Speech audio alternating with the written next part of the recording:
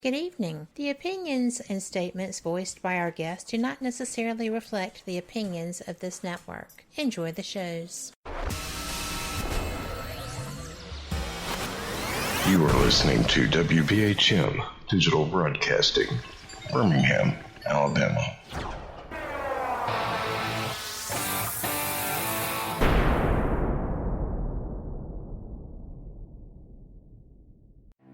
Headline edition, July 8, 1947. The Army Air Forces has announced that a flying disc has been found and is now in the possession of the Army. Army officers say the missile, found sometime last week, has been inspected at Roswell, New Mexico, and sent to Wright Field, Ohio, for further inspection.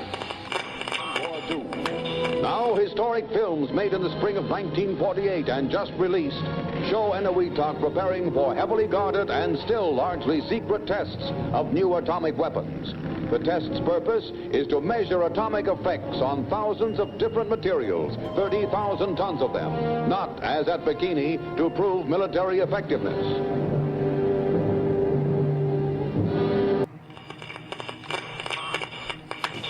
San Francisco police say that 9 persons have been arrested in a narcotics raid on the headquarters of the Grateful Dead, a widely popular singing group. 2 members of the group, Rod McKernan and Robert Weir, and their business manager, Danny Rifkin, have been booked on suspicion of possessing narcotics. 3, 2, 1, 0. All engine running. Liftoff. We have a liftoff. 32 minutes past the hour. Liftoff on Apollo 11. Tower cleared. We got a roll program. Neil Armstrong reporting the roll and pitch program, which puts Apollo 11 on a proper heading. I'm going to step off the limb now. That's one small step for man, one giant leap for mankind. Well, strange lights are causing a viral buzz on YouTube. Could we have caught extraterrestrial activity on a recent newscast? Brandon Arroyo investigates. As the newscast ended, the controversy began back on September 26th. What is that light shining in the back of the dark night sky?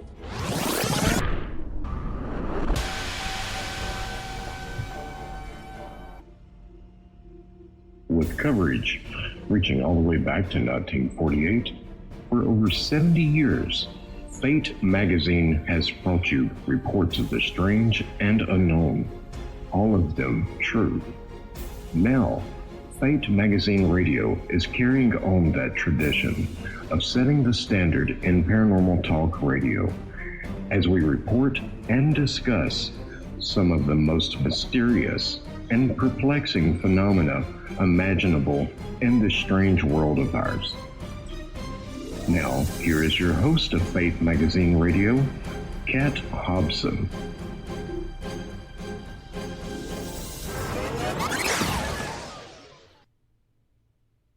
Good evening. Welcome to Fate Mag Radio here on WBHM Digital Broadcasting out of Birmingham, Alabama. I am Kat Hobson, and I am very proud to be the voice of Fate Magazine. We have been in existence since 1948, and I just love being able to bring such fantastic people to continue to represent the glory of this magazine. You know, Fate Mag Radio has not been around since then, but I am just following in some pretty great footsteps. I have got a lot of people that went before me doing this who have done a fantastic job and moved on to exciting things. And I am excited about tonight. I have a guest that I admire greatly. He is really a brilliant journalist. He is a podcaster, and he is a content producer. He focuses on all the things that I love. If I could just get him ghost hunting, we would have this thing just completely wrapped up. I don't think he's doing that yet. But I am just thrilled to let you know that he is Open Minds Production. He has a subscription YouTube channel, Open Minds TV. He has the Rojas Report live there. He is Open Minds UFO Radio. He writes for HuffPost and does a good job of that. He is just really all about anything science, UFO, sci-fi.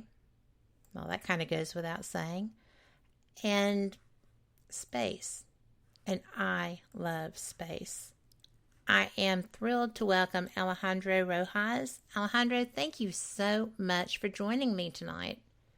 Well, thank you so much for your kind words in my introduction. And I have ghost hunted. Have you now? Quite a bit, actually. Because when I first was writing, I was trying to do a lot of the paranormal, and then I ended up focusing on UFOs. But I used to go hunt the ghosts as well. In fact, Ben Hansen and I, because of course he's on television on the Travel Channel hunting ghosts, we did a ghost hunt at the Roswell Museum one year after the annual event. How did that go?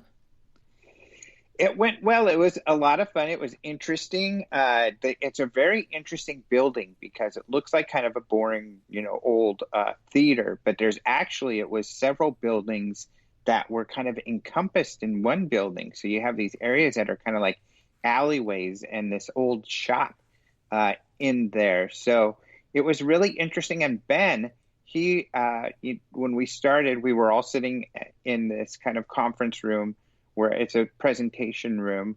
And we were sitting there, and he sat down to kind of explain what we were going to do. He kind of set the agenda for our ghost hunt. And right when he starts talking, he's like, "Did you guys see that?" But of course, we all were facing him. But down the hallway, he said he saw a apparition kind of like go across the hallway as if it was just walking, from one room to another. However, where it walked into, there was no door there, just a wall. So yeah, he says he's pretty sure he saw some sort of something. Well, I would trust him implicitly. I think he's brilliant. Me too. So, I love Ben. I like him a lot too. I have not been able, at any event I've gone to, been able to do his night vision tour because he sells out so fast. Yeah. It's astounding. People totally enjoy that. I did not know until recently that Melinda does night vision tours also, sky tours. So next time I'm in Sedona, I'm going to find somebody with that equipment. Yeah, that's where Melinda is, I think, in Sedona doing her tours. Mm-hmm. And so I think that's something that I would really enjoy. But Ben Hansen is, he's very professional. I admire that. You don't always see that with all the things that he's done, because some of them have been very adventurous. Yeah, but he's professional. Mm-hmm. And he's a great person. He works very well with people. He's very patient. He's not the kind to, he rarely runs into trouble, as far as getting at odds with anybody. So, yeah, and he's super intelligent. He's great. Well, I know that the few times that I have had a chance to talk with him, he was very informative. He will just be there until you finish that conversation and your questions are answered. Because I really would like to get a piece of his equipment, and I'm going to, but it was just pretty tough to get to him. This kind of speaks to his professionalism and his perspective in that at the Congress this last year, he had a new device that he just loved. But it was only around, I think there was a $300 one and then an upgraded one that was around $500, something like that. Well, the night vision, it's hard to get one under $1,000. And, the best one he has is somewhere around $2,000 to $3,000. But, because he's an honest person, when people would come up and want to purchase one of the more expensive ones, he would always, he would tell them, Actually, though, I have this new one here, and it's much less expensive, and it's almost as good as my best ones. And so he sold a lot more scopes, just didn't make as much because he's an honest person. So he was selling, this great deal that he had as opposed to selling the more expensive ones. Well, I'll tell you that there were probably a lot of people that were going to go back and get that more expensive one too. Or buy more product because he was so forthcoming and honest. Right. Good definitely. deeds do not go unpunished. The saying, no good deed goes unpunished, that is not true. I agree with you. You get out what you put out. I totally agree with you. So that was just one of the many brilliant people that you had at the International UFO Congress last year. I was really knocked out by your lineup. And I went back looking at your other events, and you are just always talent laden. I bet people are just knocking on the door wanting to present there. They do, and it's great because it's become kind of when you're someone presenting, it's kind of one of the places where you want to be to showcase your work. And because typically I'm covering news in this field every week, on a regular basis, I have visibility to who's doing what as far as something interesting. And our goal with getting speakers is always trying to bring, the best information out, even if it's people that you've never heard of before, which is kind of counter to a lot of the conferences. A lot of conferences bring the same person or whoever's the most popular in the field. And what we do is different. We don't have the two lectures at the same time, only one running at the same time, because we don't want you to go to the popular person. We want you to see, the work of someone you may not have ever noticed before. And if you had a choice, you'd go with someone that you knew. And what's great about that is it's really an event that often not as much these days because there's so much going on, but it often would set the pace for the year. It was the research people would be interested in, and we have given a lot of people opportunity to showcase their work and then to become a lot more popular in the field when people appreciate that work. So that's usually my perspective. And then my girlfriend Karen, who actually runs the conference, my significant other, she also is looking for not necessarily even just people who've done the best research, but people out there who people don't know, who may be doing work that's good work. They just don't know them. And so you probably met some of those people at the conference. So we're really proud to kind of introduce new stuff. There's always the fear, does this hurt, the amount of people coming to the conference because we're not having the most popular people. We're trying to get the best information. And it may in a little, but we're also known for, I think people have learned to trust us, that if we've got someone on our speaker list, you can trust that, it's someone that's going to be worth seeing. I will agree with that. I'm actually fairly new to the UAP research. I started my shows, Paranormal Experience was 5.5 years ago, strictly spiritual paranormal, ghost hunting. Mm-hmm. I went to the Ozark Mountain UFO Conference and was enlightened there, boy. And then I was credentialed for the very first Alien Con, which it kind of exploded, right? Mm-hmm. But I've done several other events. I did another Alien Con and some other events, and I will say that my experience in Phoenix at your International UFO Congress probably was the most informative. I was so well educated. by the people that I chose to see. I ran into old friends and made new ones. There's something for everyone there. Some of the new technology was eye-opening for me. A lot of it applies to all of the work that I do. And I found that to be kind of neat, too. Some of the experiences that you had. I was particularly struck by Charlotte Mann. Who, great. She was brilliant.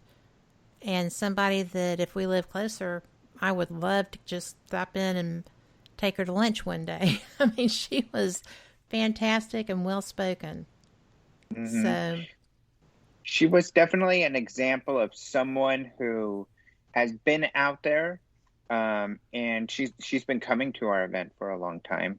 Of course, she has a very important background in that she's like the granddaughter of, someone who was attached to an important event that some researchers write about in this field. But she is, no one was really talking to her, and she kind of expressed that to me. She was kind of fed up, to be honest. And she's like, there are people telling my story, but it's my story, and nobody wants to hear from me about my story. And I don't feel that the people who are telling my story are necessarily representing it completely. And so I thought, you know what, that makes a lot of sense. So that was a no-brainer for me that this is someone that needs to have, their own platform. And she was kind of surprised by that a bit because, and happily, of course, because no one else would give her a chance to tell her own story. So I wasn't sure how it would go. I knew it would be significant and important because it's fair for her to share her own, for people to hear her voice and hear from the firsthand what it was like to be a granddaughter of this, someone who, had been part of a potentially crashed UFO event and stuff. And she seemed to be well received. People, she certainly isn't a lecturer, and she went off script essentially and kind of did her own thing, which was great. But people could really get a sense of what kind of person she was, and hear a more, I think, unique perspective. And so, yeah, it was great that she was well received, and it's great to hear that you enjoyed that as well. Well, I did not realize that she had not been sharing her own experience. She did a great job. Yeah. But everyone she really did. And, you had Calvin Parker, who, it was so funny. I had read his book. His publisher had reached out to me.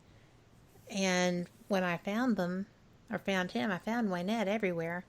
But you couldn't hold Calvin down. So I found both of them together, and I said, thank God there's someone here who sounds like me. This is great. Yeah. And so, yeah, we forged a friendship, and that was also a notorious story. But I think it's probably one of the most well-documented abduction cases anywhere. So yeah, that was interesting. Really interesting case. And his story is interesting because he was someone who fled the limelight. He took off as a young man. I think he was 17 or 18 when the event occurred, where, he was fishing with a coworker, an older gentleman, friend of the family, when they saw this craft and these creatures come out of it while they're fishing. And something happened. And then, he then spoke with the police, and the police tried to trick him and left the room, but kept the recorder going and heard they were genuinely stressed about whatever had happened. And when it hit the news, Calvin Parker left town. Yes. He left his family, everything, because he couldn't take the pressure of this media spectacle that his event had produced. And he's only now coming forward. And there was only a short window. So Philip Mantle, the publisher of the book that you mentioned, he got Calvin to say he essentially told him, Philip, I know very well. And he told Calvin, you got to do the UFO Congress. And this was about a year prior to the next Congress occurring. And So at least until, because Calvin didn't want to do interviews and stuff. And he said, at least until the Congress, please do interviews and some conferences and come out and tell people your story. And Calvin said, all right. So there was about a year period of time, and we scheduled him, he's one of our first to get scheduled because, that was a no-brainer from Philip. And then he did some other conferences and he did some interviews, and he's just so brilliant. He's so entertaining. He's so down to earth, and he's someone you just talk about a natural entertainer. Yes. He's funny, but he's also well-spoken in that he can get his point across, and he's got his little sayings and things that help him get his ideas across. Yes. But he's also very kind. So even though he's joking around about things, I don't think he comes across as not taking things seriously or like he's making fun of anything. He's just using entertaining ways to get his point across. And so he's incredible. Everybody had such a great time talking with him and getting to know him, or the other speakers had a great time on the panels they were on with him. So, he was wonderful. Yes. Well, we have to take just a really short break here. So we will be back right after this. And thank you, everyone, for being here. And I'm getting your questions. We will share them. See you on the flip side. You're listening to WBHM Digital Broadcasting, the best in paranormal talk, only on Paranormal Experience Radio, broadcasting live out of Birmingham, Alabama.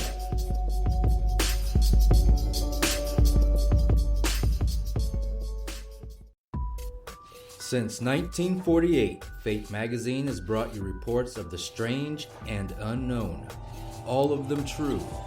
Fate Radio is carrying on that tradition, bringing you the unusual, macabre, strange, and bizarre. Join host Kat Hobson Sunday nights from 8 to 10 p.m. Eastern on WBHM Digital Broadcasting.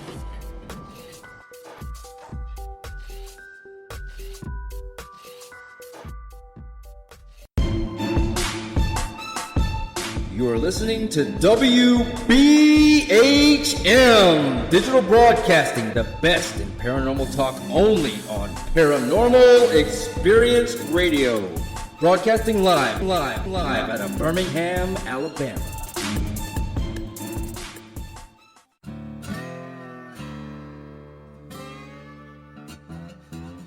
Oh, come on. I'm Southern, but... Nope. That'll do. Hello. I am Kat Hobson, host of Paranormal Experience here on WBHM Digital Broadcasting out of Birmingham, Alabama. I enjoy having guests from all areas of the paranormal, from ghosts to ufology to cryptids and beyond. You'll find some of the best researchers in their fields bringing you some great information. Join me on Wednesday nights from 8 to 10 p. Eastern here on WBHM Digital Broadcasting. We are confident that none of our hosts are possessed. Being repossessed a few times? That might be a different story. You are listening to WBHM Digital Broadcasting, Birmingham, Alabama. Thank you for listening to WBHM Digital Broadcasting out of Birmingham, Alabama. The time is 23 minutes after the hour. Welcome back to Fate Mag Radio here on WBHM Digital Broadcasting. I am so glad you're here because this is a fantastic guest. I'm so glad to be able to welcome Alejandro Rojas, who is pretty much everything UFO, science, sci-fi. He is just all about space. We had some things that we were going to be discussing, and before we get to that, we already have somebody who wants to know more about you. So the question is, Do you ever tell your personal story, and what is it if you don't mind talking about it? As in, what drew you to this kind of work? Okay, sure. Really, so when I'm asked this question, I usually kind of go back to childhood and growing up. So I was always like into math and science in school. And in fact, my first college major was aerospace engineering. I essentially wanted to be a rocket scientist. Also, though, being mostly Mexican American, my family, they're kind of open to more ideas, and also identifying with kind of some of my Native American roots. My family is mostly from the San Luis Valley in Colorado, and where there's a lot of history of I was just going to Plains say, Indians. there's your answer right there. Yeah, so it was To a kind large of a extent. combination. So I was open to the different possibilities out there and the different ideas out of respect for that ancestry. At the same time, there's a pragmatic side of being interested in science. And I never saw a hard delineation personally. I didn't see one as so different from the other. In fact, I kind of feel like the term paranormal is really just, it's all normal. It's all part of nature. It's just something we don't understand yet. And Yes. so that's kind of how that happened, from that combination of being open and then also my interest in space and science. So then that kind of moving in, I changed from an engineering major because I was just kind of more of a social person to a journalism major, but still with an interest in these areas, broadcast in particular. And I just saw that there was a lot of credible information that wasn't being, you would watch the television documentaries or you would read the occasional article about this topic. And the 90s and early 2000s was not a good time for UFOs. People were very skeptical, a lot of tongue-in-cheek type of stuff. And they weren't covering the most credible and the most important cases, I felt. Not only that, when you look into government files or Project Blue Book, there were a lot of unsolved cases, and those cases were they were thoroughly researched. Many of those cases were military or law enforcement cases, and the individuals who were witnesses or investigators felt that they experienced, or the witnesses experienced, something extraordinary, something, a technology or something that seemed intelligent that was beyond our own. And that's always been the case. There's never been, even though the press departments have kind of sold us this story that they were done with it. They washed their hands in 1969 because they had done all the investigation they could and couldn't find anything. That's not true, really. There's always been this fight inside where there's been a lot of people who want to look into it and have been looking into it, especially now we know, and taking it serious. So I really had this drive, and it really hit me, like especially in the late 1990s, early 2000s, just to dive into, read every book, at least some credible books. And there weren't as many books then either, really, on the topic. I became a field investigator because I wanted to talk to the people directly who were, having these experiences. So I joined MUFON and became a field investigator. Unfortunately, the Mutual UFO Network, MUFON's headquarters, were in Colorado, where I grew up, in a suburb of Denver. So I was able to get involved with the headquarters there and meet some of the incredible people who ran and founded that organization. And eventually I became their spokesperson and doing a lot of the PR for them. So that was my drive. This was my beat. And this is kind of an interesting time for me because my goal was to get who I saw as colleagues and mentors, the mainstream media, to take this topic seriously and to demonstrate that there was a serious aspect to this. And I felt, I met with a lot of success representing MUFON. We were able to talk to pretty much every major cable network. I was able to get on the network and talk about different topics. And when you it's not that they're seeking to, it looks like they're seeking to ridicule the subject often, but it's not the case. It's just they don't have anything substantial. If you give them something credible, they typically love to report that. But if you don't meet that high bar, then they're going to ridicule it, as opposed to just kind of say, well, maybe, which would be more fair. But because of this nervousness and because they don't want to seem as though, lose their own credibility, they would make fun of it. But you do get somewhere when you serve them up something credible. And I think the recent years have proven that. And that's what's weird about recently, is that all of a sudden, my major goal of getting the mainstream to see this as something credible happened, in December 2017, when the New York Times covered this story about To the Stars and this guy Lou Elizondo running this program for the Pentagon, investigating UFOs.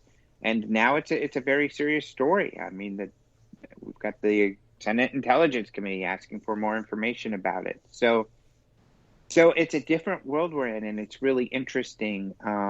And it's a lot of fun. It is. So hopefully that answers the question.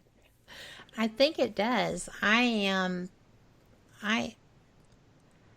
so fascinated by the request by, well, it doesn't sound much like a request. It sounds like a, do this, as opposed to what do you think, right? Mm-hmm. That Senator Rubio put into, and basically it's an appropriations bill. And I am very interested because I saw you're the perfect person for this, by the way.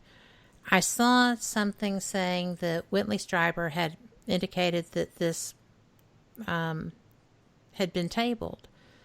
I went back through the bill. I went through updates, searches.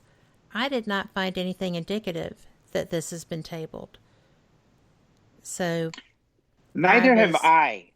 And I don't know if Whitley, because I saw that as well, and I was curious what he meant. And I'm curious if maybe he didn't mean the word tabled.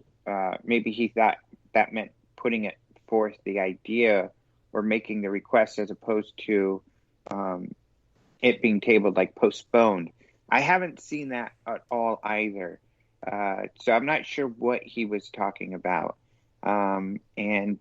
Luckily I've been in touch with some of my mainstream media friends. Like, I did an interview for my Rojas reports with Brian Bender, who's a senior correspondent for Politico.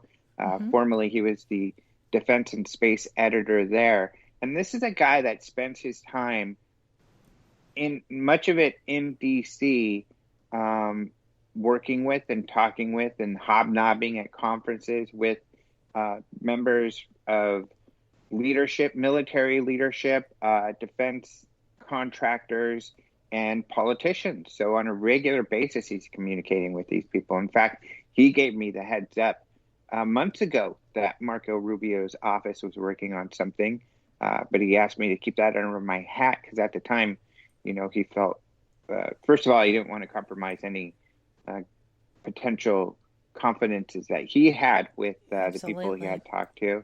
But the other thing he didn't want, he's kind of interested. So he wants his question to be asked as well. So he didn't want them to get scared away at all. I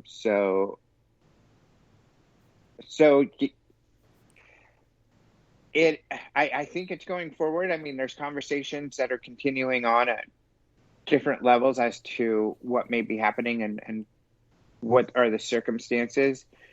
The person who has probably the most information, of course, it's many of the members of To the Stars, including Elizondo, who we talked about earlier, and Tom DeLonge, but mostly this guy, Chris Mellon, who's one of the lead advisors. And if any of your listeners have watched History Channel's Unidentified, he's one of the guys in that show because he's an extremely important role at To the Stars.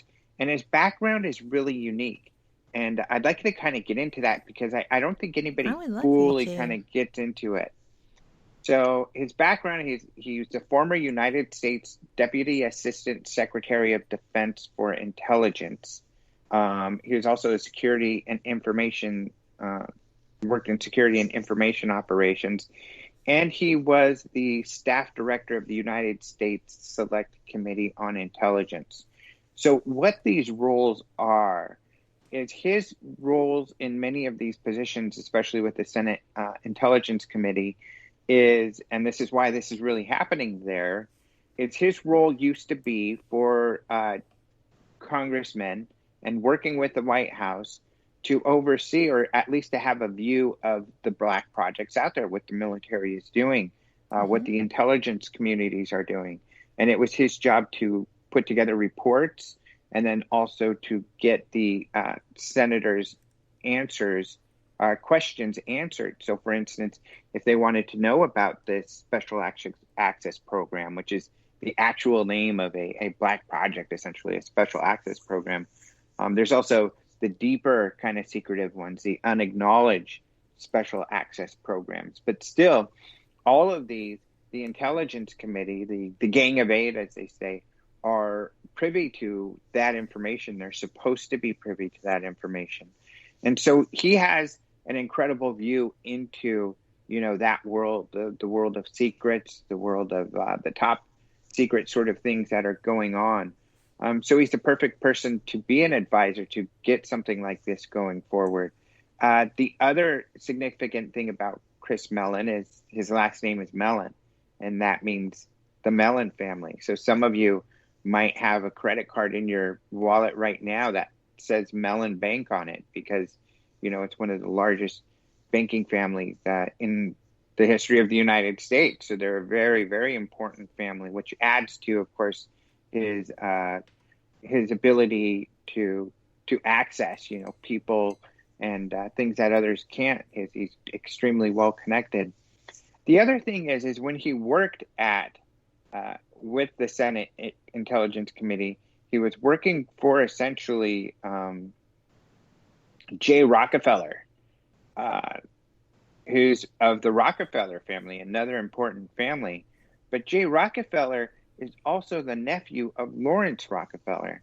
Yes. That's important because Lawrence Rockefeller was really into the UFO and other paranormal topics. He funded a lot of different projects out there into cattle mutilations and other, into crop circles and other projects out there. And some of the people you probably had on your show may have, like Chris O'Brien got some money from them. Nancy Talbot got money from them. Yes. And on the crop circle and some others. But, there's a big UFO project that he did. Essentially, he wanted to put together the best cases into a document called the Rockefeller document, which it was an executive summary on UFOs. And at the same time, there was another guy who had the same idea who wanted to do it. And it eventually actually became an issue, and that was Dr. Stephen Greer. So they ended up working together with a lot of the UFO organizations to create this document and compile all this information and great interviews. Eventually, Stephen Greer broke apart from that group, and there's a little bit of fighting between them. And Greer went off to do his own executive summary and then, record a bunch of great interviews and get those out. And then the Rockefeller group did their thing. But he only printed 1,000 of these reports. And his goal was to get that to his friends and influencers to make something happen, including the Clintons, who he knew very well. And in fact, there are photos of Hillary Clinton and Lawrence Rockefeller at one of his ranches kind of walking around. And in the photos, you could see he's giving Hillary Clinton a book from Paul Davies that's talking about, extraterrestrial life and what aliens might be, their philosophies or thoughts and things might be. So there's no doubt there is some conversation there. And there's been paperwork that's been revealed that it was essentially through Hillary's office that Lawrence would work with to get, work on potentially drafting some rules around how do we tackle the UFO issue. Nothing ever came of it. But so Mellon has this history in UFOs. We didn't really know that until maybe 5 or 6 years ago when Leslie Kean wrote an article for the Huffington Post about this. And it was kind of shocking, and he's had a good relationship with Leslie Kean ever since. It's one of the major reasons why she was one of the main reporters in the New York Times article to break all of this story. But another reason, another indication of how significant it is and how influential Chris Mellon has been is that Chris Mellon wrote an article in The Hill around a year ago or so, and he essentially wrote about how this topic needs to be taken seriously. Now the Navy is briefing the Congress and other interested parties on this topic, and he advised that the Senate Intelligence Committee request a report, exactly what's happening right now, and ask that, the services and all the agencies provide information and that there be some place designated to be a central kind of hub of this information to coordinate it so that, kind of like the DNI, the intelligence world, where instead of all these groups getting their own information and not sharing it, sharing that. He suggested, however, that most of this information is classified, so it would probably have to be a classified report. What's interesting about what happened in the last couple of days, as you mentioned, is that it has been revealed that the Senate Intelligence Committee, headed by Marco Rubio, has made this request. However, in their request, and it's very similar to what Chris Mellon had suggested, and it's very exhaustive in that we want to know what every agency knows. They even called out the FBI. Yes, which most people don't know. Right. Are involved in investigations. Like and we can get into that too, why that might be the case. Chris Mellon has just, I think as of today, offered some information as to why that probably happened. Mm-hmm.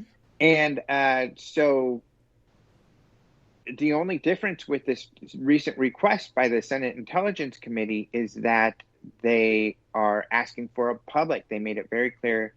They said, we realize that a lot of this information is classified. There can be a classified component to this report. However, regardless of that, we want a public portion. We want a public report. Yes. So they want an aspect of this report to be public facing so that, we can answer to the public, give the public some information about what's going on. And that's really, really important. And I think that it seems for Chris Mellon that that's a plus. I think it wasn't necessarily that he didn't feel that was the right way to go. I think he just thought maybe that was too much of a reach, that was too much to ask for. Too ambitious, yeah. Exactly, a little too ambitious. So he seems to be very pleased that was in there, and so is everybody. And it's also interesting, too, there's another aspect to this that's really interesting, and that is kind of the story of Luis Elizondo, because while he was he says he resigned because he felt that he was trying to get up the ladder to tell people, hey, this is an important thing. There are many people who take UFOs, or unidentified aerial phenomena is the term they're using in Washington, UAPs. There's many people who take this all very seriously. And there are many people who have had important experiences. This Nimitz, of course, situation in 2005 with the jets chasing this Tic Tac object was one of the examples. But he couldn't get it up the ladder. They wouldn't let it get to his acquaintance and friend. He had served with General Mattis, but they wouldn't let him get it to the Secretary of Defense, General Mattis. And so he couldn't really get it up the line. Chris Mellon has shared that, Chris Mellon got involved and was like, okay, Lou, I'm going to help you get this up the ladder. But they couldn't do it. They were stonewalled. So they decided, we've got to take this public. And so that's what they did. And now, it was taken very seriously. It's been a huge splash. The DOD has not been very cooperative meaning I'm the shocked. Pentagon. Shocked, I say. Yeah, surprise. And, it's no surprise because Lou kind of did an end run around him. He's like, fine, you don't want to Yes. get it out. I'll get it out regardless. Surprisingly, the Navy's been very open. The Navy's been very cooperative with To the Stars and Chris Mellon and Unidentified, the television program, and Lou Elizondo. They were first to say, yep, those videos they shared are real. They do represent unidentified objects. We take UAPs very seriously. So they've been very cooperative, where the DOD's kind of tried to poo-poo the whole thing, but they failed miserably because everybody involved with this program has come out. Harry Reid, who helped start the program, the technical people like the scientists involved with doing the investigations have all come out. Witnesses all coming out and saying, yes, this is all real. We did work with all of these people. This is all on the up and up. So the DOD's credibility on all of this is kind of really taken quite a bit of damage, really, as far as this topic Very goes. sketchy. Well, it's... I'm sorry. I was just going to say it's another example of pay no attention to the man behind the curtain. Right. And, and that kind of metaphor works especially in this because the man behind the curtain turned out to be kind of, a chump, kind of a con man. And, the man behind the curtain in the way of the DOD, don't pay attention to this, was, false. They've really been giving information that was spurious, that wasn't correct. Yes. And that's been borne out over time.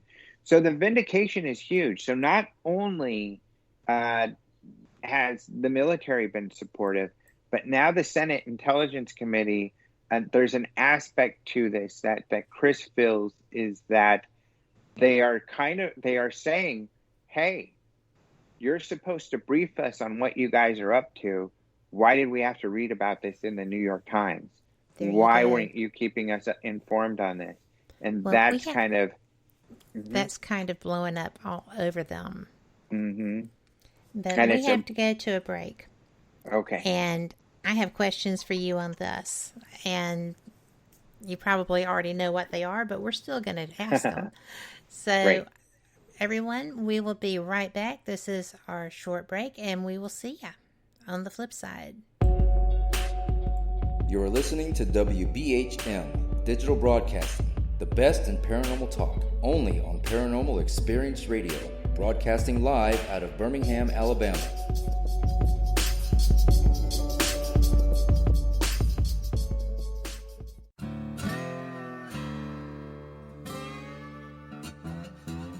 Oh, come on. I'm Southern, but... Nope. That'll do. Hello.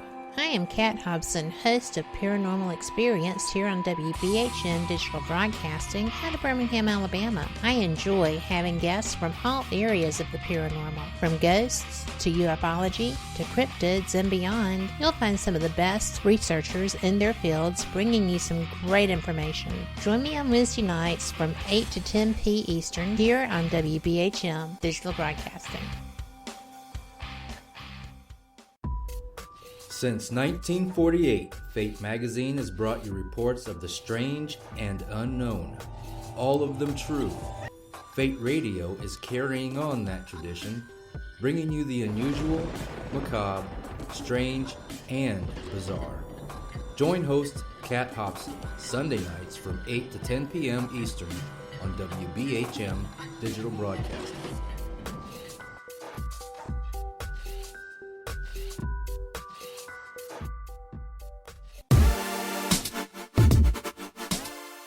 Listening to WBHM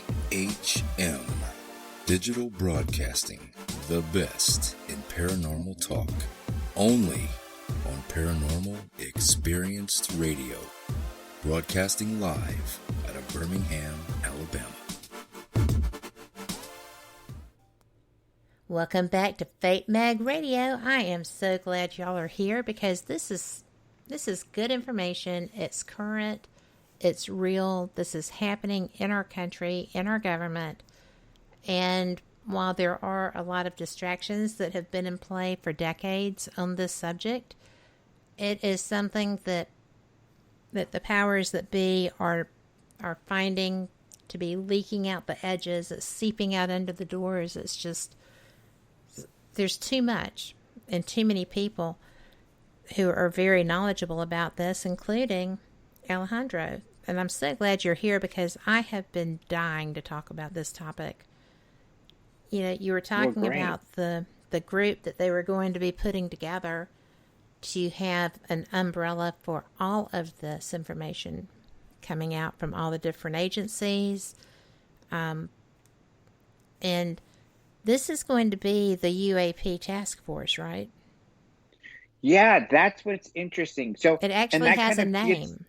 Yeah, which is so interesting. And it kind of gets back to the point I was making with Elizondo, is that talk about vindication.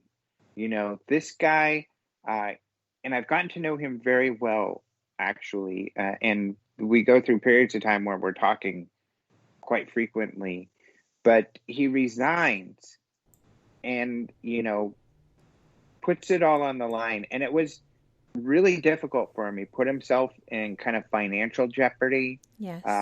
His family, he kind of upended because they were in D.C., came out to California. And what he didn't expect was there were colleagues that were supporting him and this move on the inside who shied away, ran away from it because they got afraid of the pushback, and weren't there to help him. He also, you know, then of course the DOD, I don't think he thought the DOD would kind of try to smear him as much as they did, essentially saying everything he told the New York Times was false. Yes. Luckily, they really that's slammed all. Him. Yeah, pretty much all of it's turned out to be untrue, including this UAP task force thing, which we'll get to in just a sec. But and then the UFO community, he was so excited to share this information with the UFO community when he first came out. And I had warned him, you know, there's a lot of people with really hardened worldviews. They see things differently, and they might not totally be receptive to the information you want to share. And he's like, well, they should love it because I'm here trying to do what they want to do. I'm just like them. I want to get the information out. And but they weren't, you know, a lot of the community wasn't very nice, really coming at him hardcore. And surprisingly, there was even contingencies who were siding with the DOD and saying, look, the DOD is saying this stuff, you've got to be lying. And it really took a toll on him, more so than people would know. And so it was a really hard road. But now, fortunately, all of those things that he was accused of lying about have essentially proven, and he's been proven true.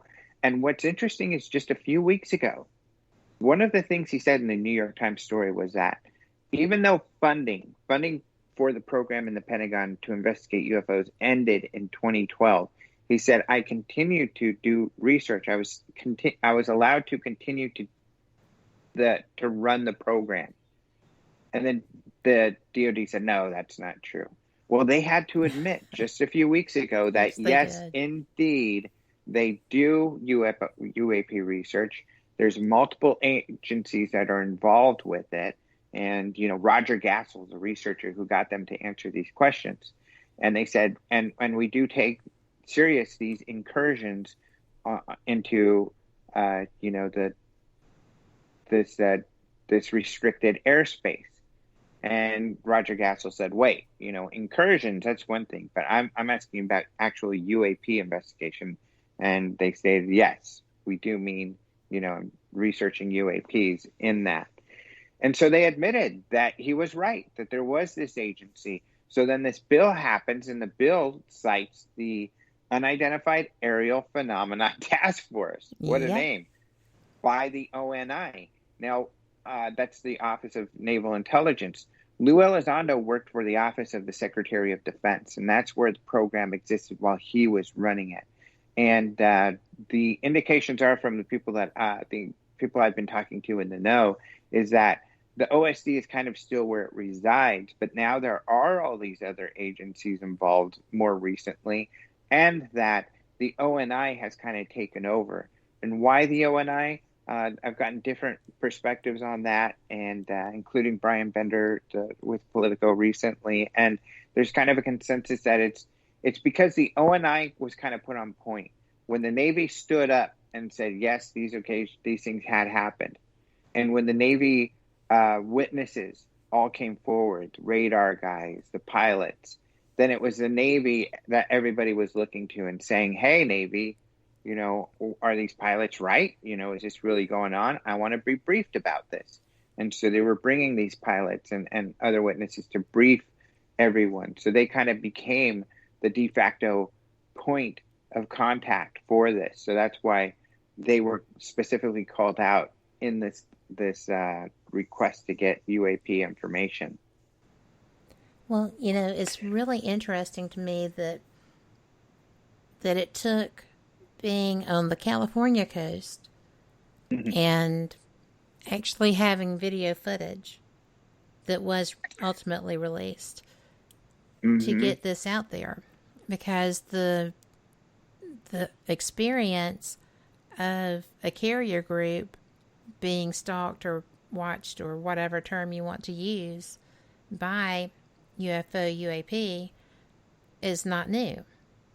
It's happened in the Atlantic. It's happened in the Indian Ocean. It's happened in varying areas across the world. And, the Roosevelt off the coast of, the Atlantic coast, because obviously they were off several states. But, that comes to mind. So This isn't a random experience. This is a fairly common occurrence that, I heard somebody actually told me, it was during the whale migration and they were more interested in the whales than in the naval exercises. And I'm like, really? You know that for a fact? Because they're very interested in other naval exercises. So I'd be surprised if it was just Spock here to look at the whales, Yeah, and then and all over the world. I mean, we have cases in Chile, in Peru, where essentially military jets noticed something. Iran was a popular one that the U.S. government looked into, where objects are seen on radar visually, jets are scrambled, they get there, the objects, maybe there's a little bit of a cat and mouse, and then the objects take off in incredible speeds. Blue Book is full of these. 1952 got into the news, where in Washington, D.C., people are like, why haven't they landed on the White House lawn? Well, they buzzed the White House and recently. National, at the time it was they called. They buzzed the White House recently. Well, it was called the National Airport in 1952, but, Project Blue Book personnel took over the control tower because there were lots of sightings. And they witnessed these sightings, and this is well documented in the records. So, like you said, this has been happening all over the world, on the ground, overseas. So it is a fairly common thing, and so it's not just one incident, that's for sure. And that's what's exciting, is that hopefully we will get insight into many more incidents. Unidentified, the second season is going to be coming out July 11th, so that'll be exciting. Hopefully we'll see, like the first season, some of the background on these inner workings of them, getting into and talking to these legislators and military leaders, and also bring about, highlight some more of these great cases like they did last season, which I believe they will. So regardless of the television show, then there's also this report. Now, the report does not have to be completed. It has to be completed by March of 2021. Right. It could be completed earlier. That would be kind of surprising. But and the bill still has to pass the House, and it still has to pass the Senate. It's passed through the committee, but it has to pass through the Senate, through the House, and then the president has to sign off. But fortunately, what I'm hearing is there's not a lot of pushback, and that it would be unlikely that they would remove this from the bill, because it's not like it's asking for a bunch of money or anything. So hopefully it will survive, and Yeah, predictions are at will. So that'll be an incredibly interesting report. I mean, I think many people will say, I can't imagine reaction when that does come out. Yeah. Because, you know, it's been so downplayed, and everyone who has come forward has had to go through just trial by fire on this. You know, you've seen families split apart. You've seen people lose their jobs. You've seen, you know, very harsh reactions because people have been told all their lives this isn't real. These people are crazy. This is whatever. And, you know, it's just kind of so frustrating for them. Yeah. But believe it or not, we're at the top of the hour. So this is going to be our long break. This is a good time if you don't necessarily want to hear the news, although I'm always hopeful there's going to be something good, right? We're looking for good. We're trying to bring about that. So this is a good time to fill your stein or your cup or your mug and be back with us. We will go and see if we can find a little good news in the world and join you back after that. Support for NPR and the following message come from DuckDuckGo, the internet privacy company committed to raising the standard of trust online. With one download, you can search and browse privately, avoiding trackers. DuckDuckGo, privacy simplified. Live from NPR News, I'm Janine Herbst.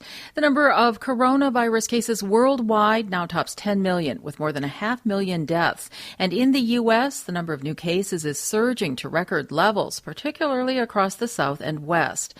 As NPR's Joel Rose reports, that has forced some governors to reverse course on their reopening plans. Texas Governor Greg Abbott acknowledged that there has been a rapid rise in the number of coronavirus cases and hospitalizations since the state began reopening. COVID-19 has taken a very swift and very dangerous turn in Texas over just the past few weeks. Abbott held a press conference alongside Vice President Mike Pence, who urged Texans to follow the guidance of local health officials and wear face coverings in public. Wearing a mask is just a good idea, and it will slow the spread of the coronavirus. Abbott ordered bars in Texas to shut down again. The governors of Florida and California also ordered some bars to close in response to climbing case numbers. Joel Rose, NPR News. President Trump retweeted a video today that included a supporter pumping his fist and shouting "White Power." It's since been taken off his Twitter account. NPR's Mara Liasson reports the White House claims Trump didn't hear the remark. The president tweeted, "Thank you to the people of the Villages, a retirement community in Florida where lots of seniors support Trump." He attached a video showing pro-Trump and anti-Trump seniors screaming at each other, including a guy in a golf cart yelling "White Power." The White House said the president didn't hear the White Power statement. HHS Secretary Alex Azar told CNN that the president would not do anything that supports white supremacy. Senator Tim Scott, the only African-American Republican in the Senate, said the tweet was indefensible, and after several hours, the tweet was deleted. Mara Liasson, NPR News. Lawmakers in Mississippi have voted to remove the controversial Confederate emblem from the state flag. Earlier this afternoon, the state House applauded as it voted 91-23 in favor of replacing the emblem. Mississippi State House Speaker Philip Gunn says no one came upon this decision easily. That conflict has arisen with many of them, and that they know it is the best thing for our state to rebrand ourselves, to create a new symbol that represents us. The flag design with the emblem has been around for 126 years. Shootings in Chicago this weekend have left 10 people, including 3 children, dead. One, a 10-year-old girl, was killed after a stray bullet came through her apartment window and hit her in the head. And a 1-year-old boy was killed, his mom injured, after a gunman opened fire on their vehicle. Police Chief Fred Waller is asking people of Chicago to do more to fight crime. When is this going to stop? When are we going to say enough is enough? Mayor Lori Lightfoot says she's tired of burying children, tweeting the pain of losing a child never goes away. This is NPR. The southern African country of Malawi has a new president. NPR's Ada Peralta reports today's inauguration was historic. Lazarus Chakwera was declared the winner last night, and this morning he was sworn in front of thousands. Chakwera promised a new Malawi with a new style of government. A government that listens, not a government that shouts. A government that fights for you and not against you. Chakwera actually lost the presidential election about a year ago, but Malawi's top court found too many irregularities and threw out the results. A new election was held this month, and Chakwera became the first African opposition leader to win a rerun election. Ada Peralta, NPR News, Nairobi. Cities around the world would be holding LGBTQ pride parades today if it weren't for the coronavirus pandemic. Hundreds are canceled. But in New York City, while performances were virtual, thousands still gathered to celebrate the 50th anniversary of the first Pride March with a salute to frontline workers in the coronavirus pandemic. Another exception, Taiwan. Lauren Koos is a U.S. student there.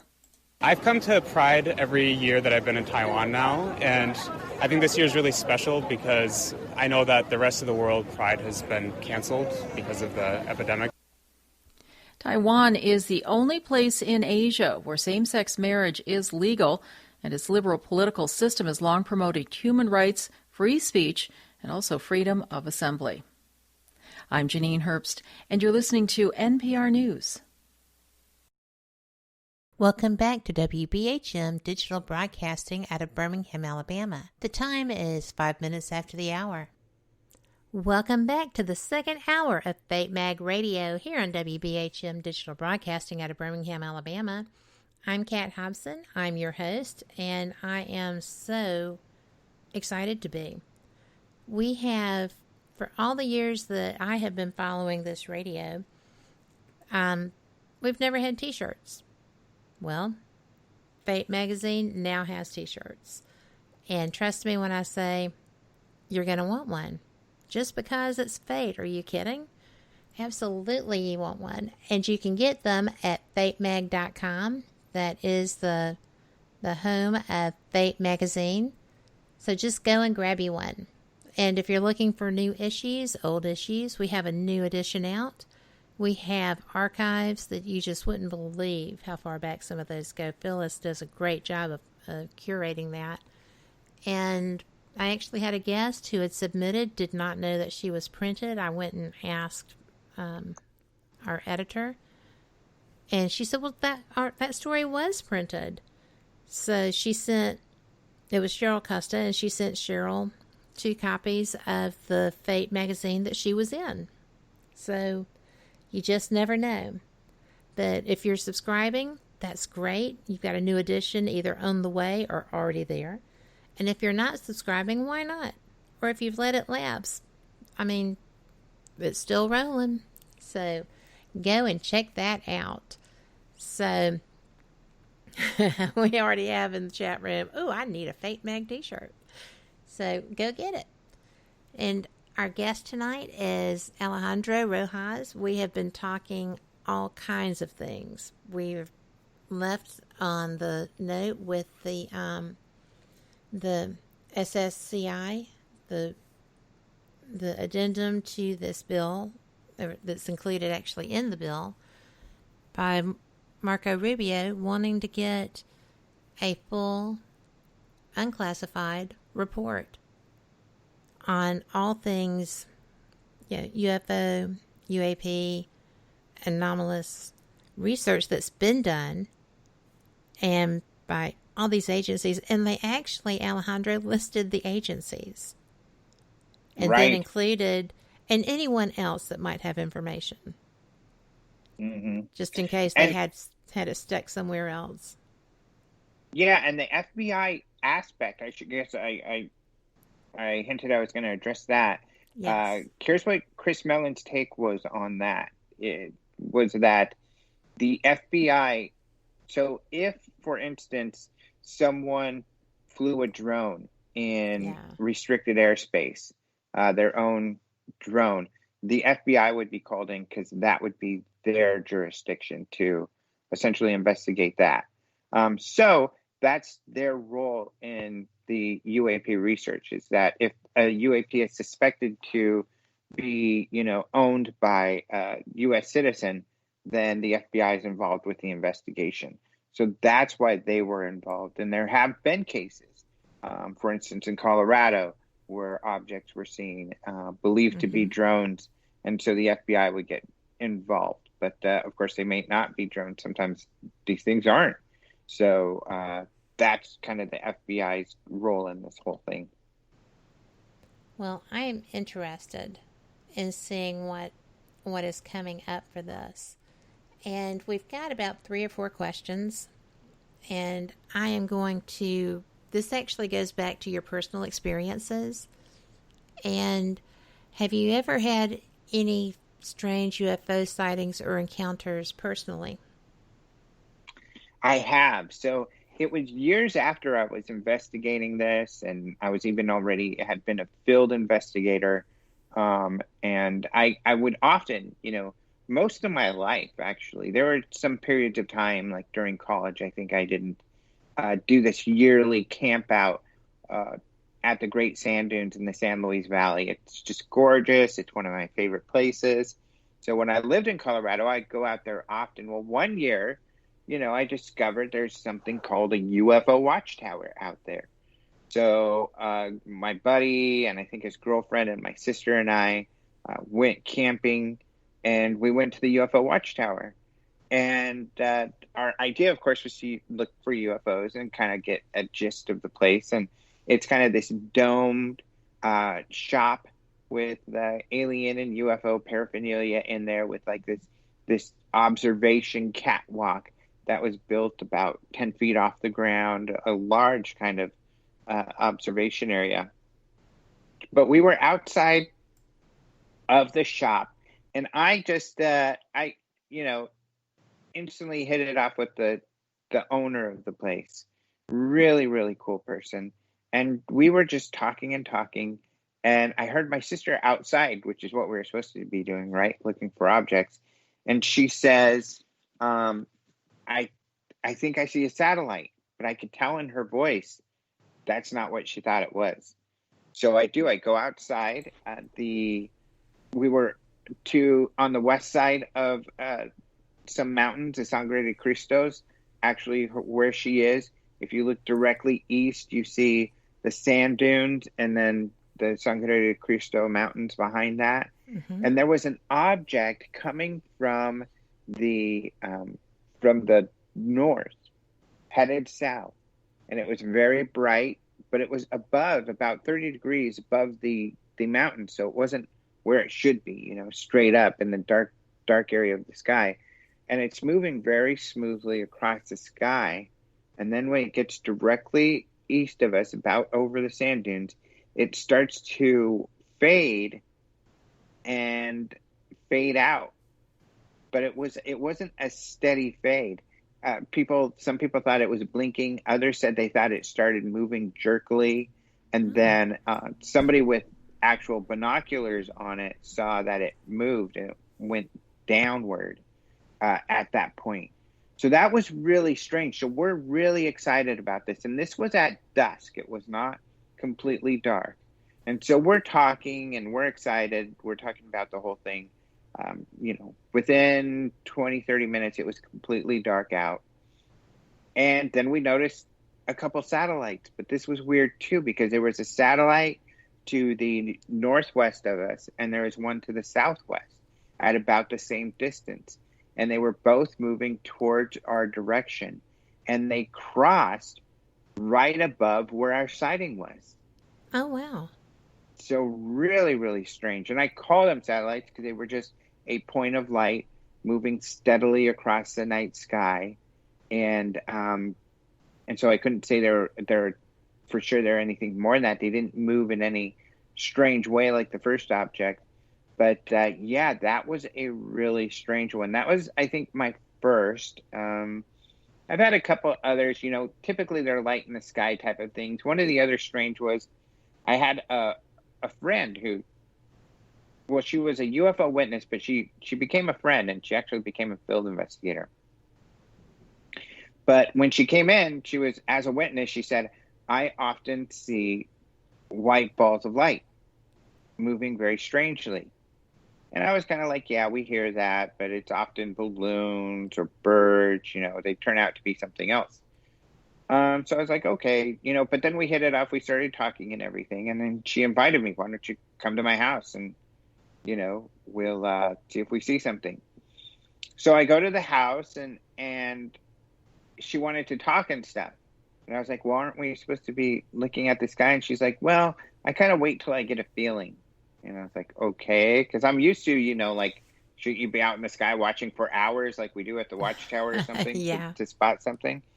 But she's like, no, I usually wait. So then she's like, I think we should go outside now. So we go outside, and sure enough, within a short period of time, there's this white light off in the distance, and it's sitting there by itself. Then it moves down a little bit, disappears. Then it or another one reappears in another area, sitting still, moves, and then disappears. And there are about 2 or 3 of these. And so that was another really odd one. I can never explain. And she had about 5 or 6 videos of these things doing similar things. So she did feel that she was an experiencer. And we became really good friends, actually. So that was an interesting one. I guess there's only one other that I guess is of note. There were maybe a couple others that were light in the sky, but this was a really cool one. So I lived in Arizona up until recently for about 10 or 11 years. That's where OpenMinds.tv, which I wrote for and ran, and still write for and run, was headquartered. Unfortunately, the website OpenMinds.tv is down right now, so you have to go to AlejandroTRojas.com if you want to get my info. But they often will hold night sky watches at the Phoenix MUFON, the Arizona MUFON meetings. And a great group there. I'm great friends with the state director there, Stacy Wright. Great bunch of people. They've got a magnificent chief investigator. But they brought in these Navajo Rangers, and we've had them at the UFO Congress before. And now they've been on a lot of television shows too. But these are Rangers who essentially are in charge of the law enforcement on the Navajo, of the Navajo Nation, which is huge. That is of course, it huge. goes across several states. It's humongous. But these guys take paranormal reports seriously. They roll on them. If somebody says, hey, calls them up and says they have some, they'll go out there and investigate. And so they've had these interesting cases. But they did a talk at the Arizona MUFON, and that night we went out and did a sky watch, and they brought their night vision binoculars. So I was looking at the sky with the binoculars, and so was somebody. I didn't know who else had them. But anyway, I'm looking up in the sky, and I see these 5 objects, these 5 points of light. And they're all steadily moving away from each other. They were all close, and they start moving away from each other. So I go, is anybody else watching this? Who else has the goggles? And John Dover, one of the Rangers, says, I got him. I'm watching it. So I look, and he's looking at the same thing I am. So we watch as these 5 objects just keep moving. They slowly move in a steady pace, all in different directions, until they just move until they're out of view. So how freaking weird is that, though? They were all clustered in one area when I spotted them, and then they moved all separately, all their different directions, until they were gone. So that was another one that I thought was really... That is very strange. Weird. Mm-hmm. Well, the other question is, what areas of the U.S. do you believe are hot spots for sightings? Is there a particular area other than there in the Colorado desert that you see things, or what seems to be the going place? Now, I used to do yearly. I would take the MUFON information. When I was a field investigator, I had more access to the information, but still I'm a subscriber, so I do get enough to compile reports. And I haven't done this for the last year, But at openminds.tv, every year I would do, usually in January, kind of a review of the sightings for the year. Crunch the numbers, put them into a spreadsheet, do some pivot tables, and figure out not just where the number of sightings are the highest, because that can be a little tricky. Of course, the media often runs with that, but there's definitely a correlation with population. The more people you have, the more sightings you're going to have in that area. So I find more interesting where I couple that with population. So I do it per capita, how many sightings per person. So where are there more sightings? And I think that's where you're going to truly find the hot spots. And definitely the Southwest. Interestingly enough, the states that I've lived in, Colorado, Arizona. I haven't lived in New Mexico. My mom did.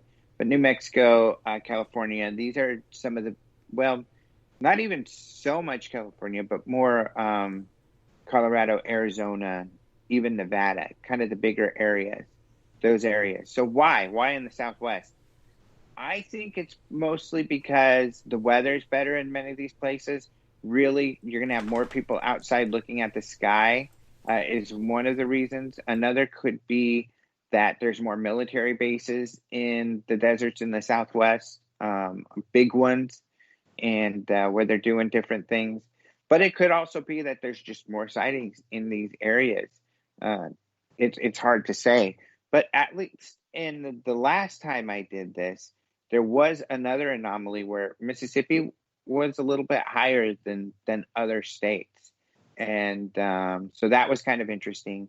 And then sometimes the Oregon areas got higher numbers than other states. And it's kind of interesting because we've always heard over the years from Argonians that they're like, oh yeah, we know that there's lots of UFO sightings up here. So it seems to be that there's a thing out there where they feel they have a lot of UFO sightings, and sometimes the numbers agree with that. So that's kind of interesting too. I had no clue about Oregon. Yeah. I really and truly had no clue that they would even be in that mix, but that's interesting. Everything else I kind of had heard. I understand that a lot of the mesa areas in New Mexico get a lot of activity as well, but that could be spiritual as well as UFO. So, or UAP. Either way, it's still unidentified, and it's actually pretty interesting. Right, but, for sure. I am just actually fascinated because I love this next question. And it is, are there actually men in black? Or was that all just Hollywood movie hype? And I'm going to tell you that I actually happened across, I thought I was reading a Nick Redfern book, and it turned out to be Gray Parker. And I had the book, and I'm thinking it's very similar to one of Nick's titles, and I had been looking for that book. And so I'm reading this book, and I'm thinking, well, where is Nick? I mean, there's nothing Nickish in this book. So I was exposed to a very early investigator experiencing Men in Black phenomenon by mistake. So I'm curious, what is your take on that? Yeah, I would say I have not ran across it personally, and nor have I had any real strong, substantial confirmation of such a situation.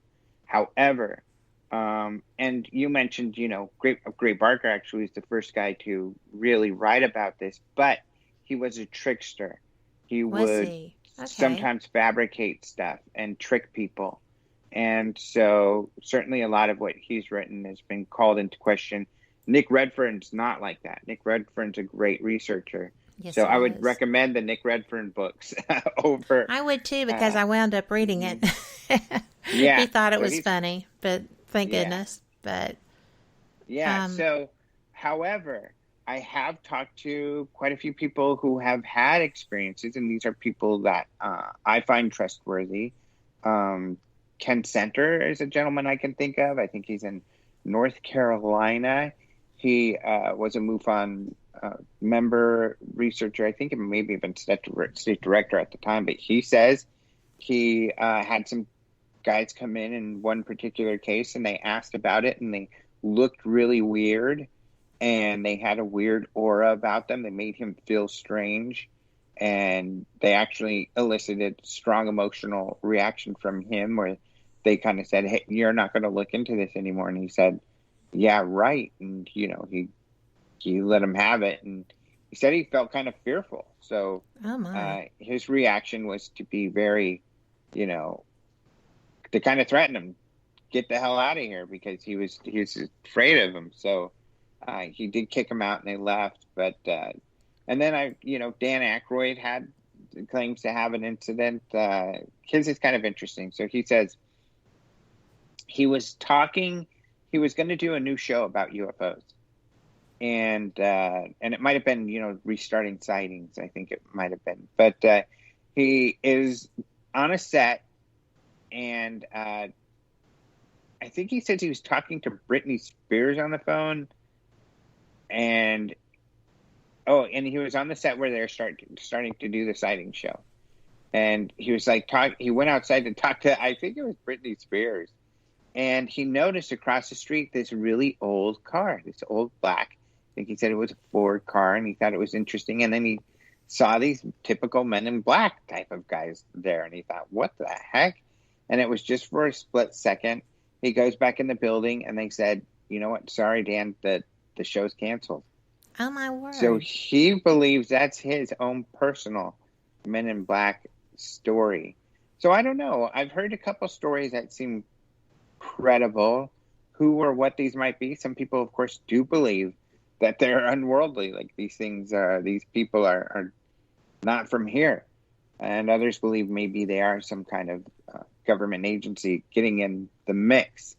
Yes. Certainly the whole thing could have been spawned from, FBI investigations into UFO reports. There were some of those, throughout history, especially in kind of the dawn of the UFO age. There were, so for instance, some of you might be familiar with Frank Scully, the namesake of Dana Scully in the X-Files, but he wrote one of the first UFO books. And mostly it was a fraudster who had given him information, and the FBI was investigating that guy. So there have been times. So it's hard to say. I don't have a real definitive. I as Stanton Friedman would have said, that issue's still in my gray basket. I don't have enough there you go. really determine either way. Yes. Well, do you believe that UFO sightings have anything to do with fault lines? This is a new theory that's actually been researched, and something else was found to be the causation. But what's your take on that? Well, there is the theory, and it is theoretical, ball lightning. It's something that can be created at a lab, but hasn't been, I don't think there have been cases of it being witnessed in nature where, fault line could cause a ball of plasma to float around, kind of like, ball lightning is what they call it. Mm-hmm. However, I think the problem is it's difficult to gauge those sort of things because we don't have enough hard data. We don't have enough, to make those sort of correlations. We don't have the sort of investigation to be sure that, where are definite unknowns. MUFON tries to do that. They're a volunteer, public organization. So it makes it difficult to, really have consistency. And if you don't know for sure where the unknowns are, then it's hard to draw correlations. And so that's where I think that sort of thing is difficult, and where those sort of things are anecdotal. So for instance, moving Earth is another example where there are big projects of Earth being moved. Is anecdotally someplace there are UFO sightings. So much so that, here's an interesting aspect. I'm going to a little bit of a tangent that comes back to it. But I think this is a really important aspect of the Pentagon UFO project. That project that the New York Times talked about was investigating military UFO cases. It was called ATIP, the Advanced Aerospace Threat Identification Program, ran by Luis Elizondo. However, it also talked about how this program had $20 million. Actually, that $20 million was put into place for a different program. It's kind of the program that ATIP evolved out of. And this program was called ASAP, the Advanced Aerospace Weapons System Application Program. And this program was started by a DIA agent who had read the book about Skinwalker Ranch by George Knapp and Colm Kelleher. And maybe some of you, hopefully many of you, are familiar with the ranch. If you aren't familiar with that book, you got to read it. There's also a documentary out by Jeremy Corbell you got to see. But this ranch has gone into the past. The Native Americans had legends about skinwalkers and really strange things happening there. And people who have lived there had strange things happening. So this millionaire who's interested in the paranormal bought the ranch, Robert Bigelow. We knew this, and there were investigations going on there for a long time. And then George Knapp wrote the book on this. Well, a DIA agent, Defense Intelligence Agency, read that book. And he got a hold of Bigelow and said, I want to visit this place. This sounds interesting. Well, paranormal phenomena hadn't been recorded or experienced there for a long time, so they decided, okay, this should be fine. The guy comes to Skinwalker Ranch and instantly has an experience that he said was very personal, and he is floored by it. I mean, I don't know. He's kind of shared where he saw this kind of infinity symbol that I don't know if we have a full definition of what he saw, because at first he didn't want to share that experience. Right. But after that experience, he went to Harry Reid, the senator who was the minority, House or the minority leader. And he said, Senator, I know you know Bob Bigelow, because he did. Bigelow and Harry Reid went back many years. They were friends. And it turns out Harry Reid had an interest in the paranormal and would come to the meetings and ask Bigelow, what are you guys up to these days? And so Bigelow would tell them, and they would talk paranormal. Well, the DIA agent said, hey, Harry Reid, we have to investigate this. I know this is going on. The government needs to take a look at this. Harry Reid said, you know what? I think you're right. He looked for support. There were a couple of Republican colleagues, David Inouye from Hawaii, and Ted, I think, Phillips Ted, I can't remember somewhere Kentucky or Montana. I think it was Montana. Senator, they decided to do this, and they funded this. They got this $20 million to fund OSAP, which was to investigate all of the paranormal stuff going on at this ranch. So it included cattle mutilations, orbs of light, UFOs, weird creatures coming in and out of portals. And these are things that were witnessed by scientists investigating there and other people who had lived there. Lots of poltergeist activity, lots of really weird stuff like this. And once the program started, very soon after, it got besieged on the inside. So this has to be mostly DIA people, because not a lot of people knew this project was going on. But they were religious. They were mostly kind of evangelicals and others who thought what was going on there was demonic.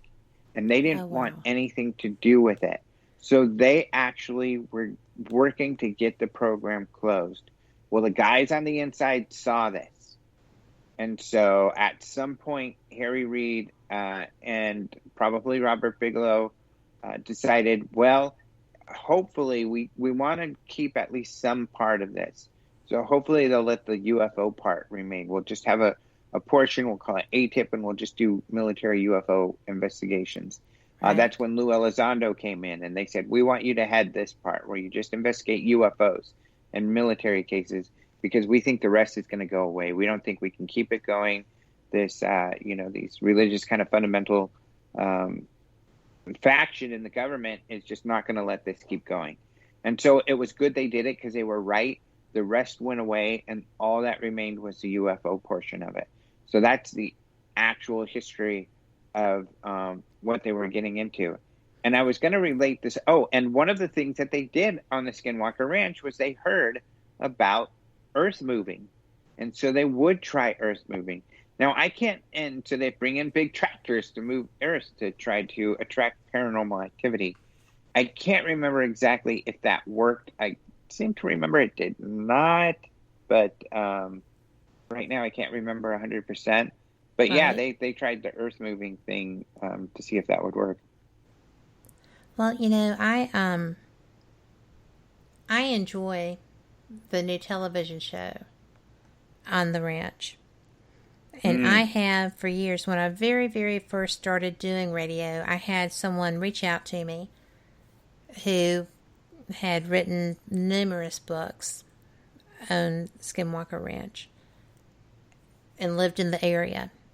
So I just could not, I don't know, it just didn't feel right. I wasn't completely sold.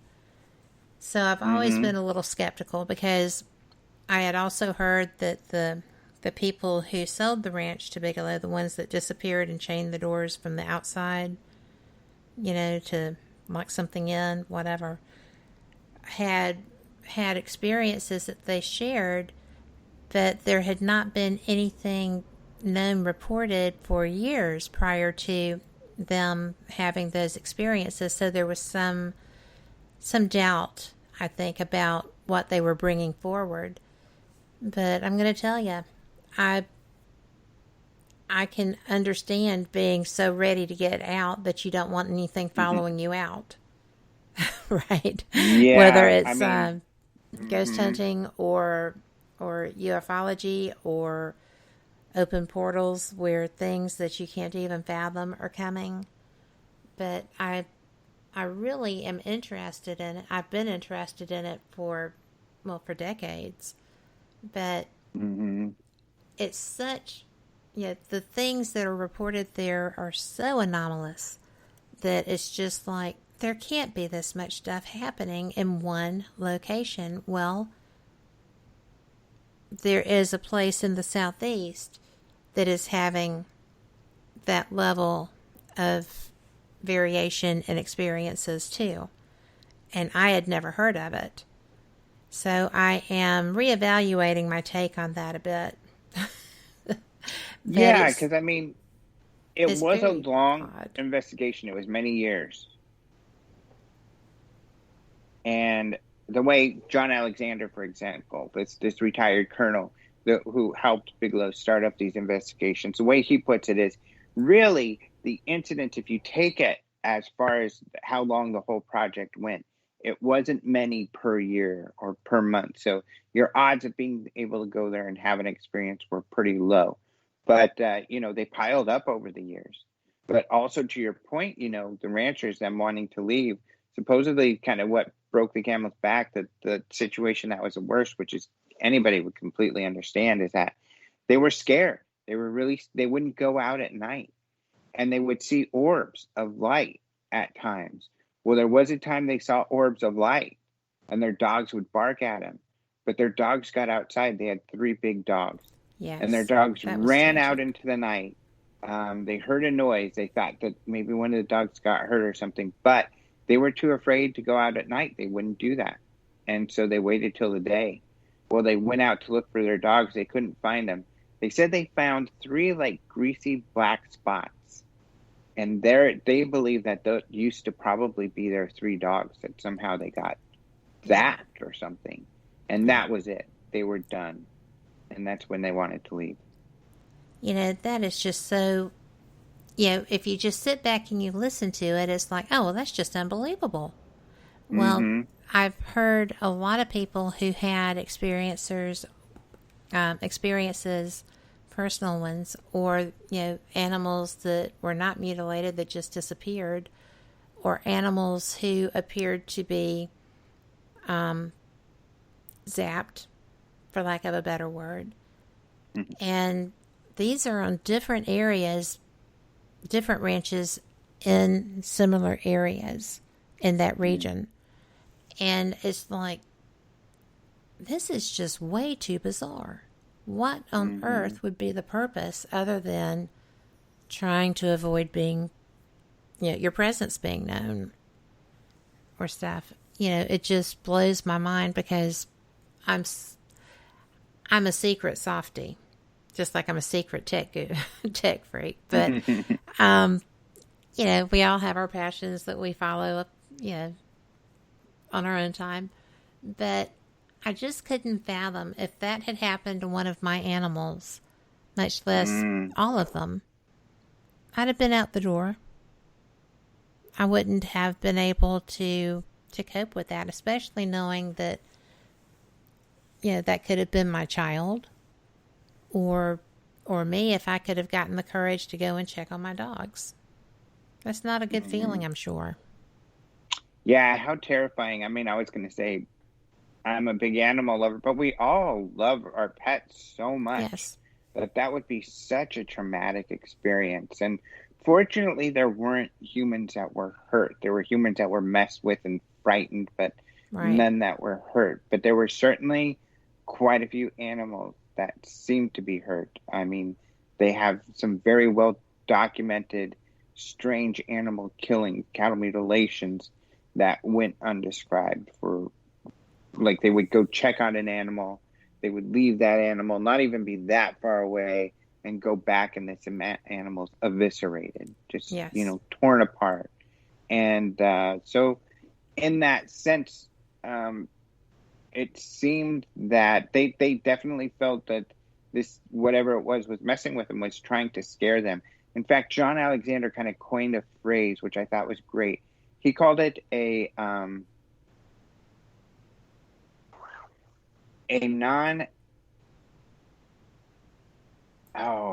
can't remember the term. I'm going to look it up.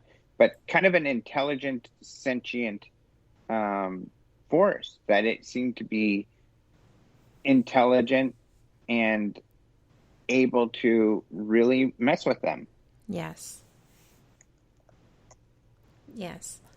And that's why I have always been just a little skeptical, because I'm like, where would the fun be in that if you were that being? And they had descriptions of so many different beings and experiences. I just can't even fathom. And I'm glad that that show is happening. I like the analytical take on it, and I really do think that the people that they have researching it are not prone to, contrary to being on TV and doing all these things, prone to drama. That's almost funny to say that. But I think they've got some good researchers involved with that, I hope. I'd like to see some answers for that. Yeah, the new owner, here it is, precognitive sentient phenomena is what he called it. Oh, because that was another aspect, precognitive. It seemed to know what they were going to do before they did it. Essentially, the way that Colm Kelleher, the scientist, and the others have framed it to me in my interviews is that they were outsmarted. They were completely outsmarted by whatever phenomena was going on there. And that's why John Alexander came up with this phrase, which I love, precognitive sentient phenomena. Well, I think that's excellent too, but we have to take our final break. Okay. So we will be back, and y'all come back too. You're listening to WBHM Digital Broadcasting, the best in paranormal talk, only on Paranormal Experience Radio, broadcasting live out of Birmingham, Alabama.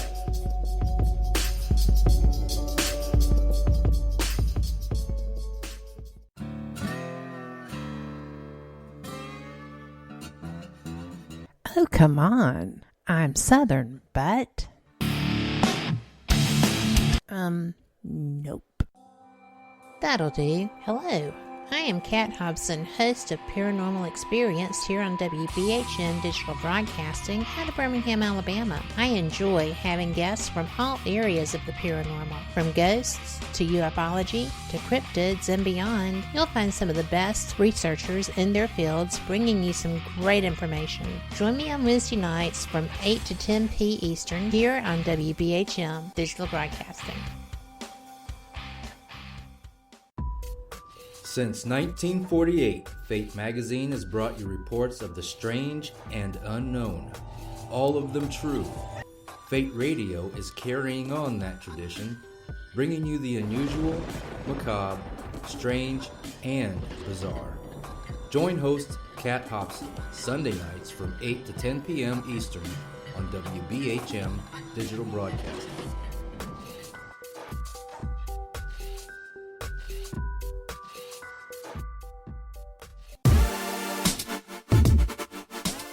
You're listening to WBHM Digital Broadcasting, the best in paranormal talk, only on Paranormal Experienced Radio, broadcasting live out of Birmingham, Alabama. Welcome back to Fate Mag Radio. I am Kat Hobson, your host here on WBHM Digital Broadcasting out of Birmingham, Alabama.